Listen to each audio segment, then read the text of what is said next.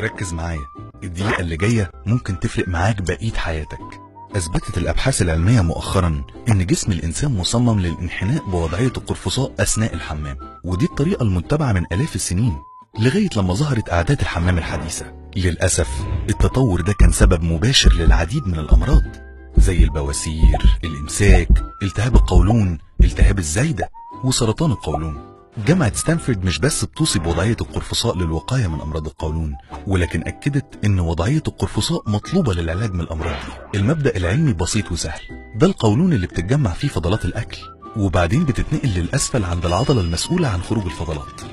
طريقة الجلوس في الحمامات الحديثة بتخلي العضلة في وضعية بتسبب اختناق في القولون، ولكن وضعية القرفصاء بتخلي العضلة في حالة استرخاء كامل ما بيسببش أي اختناق، والعملية دي بتساعد على عملية إخراج سهلة وصحية.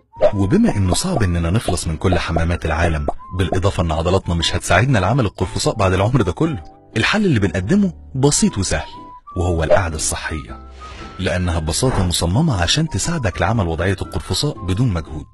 بالإضافة إن التصميم بيسمح لك بالتخزين تحت قاعدة الحمام. القعدة الصحية الحل الآمن البسيط والفعال واللي بيوصي بيه الأطباء. خد خطوة بسيطة تجاه صحتك، ولكن الفرق اللي هتحسه كبير، ويا ريت تشاركنا تجربتك بعديها.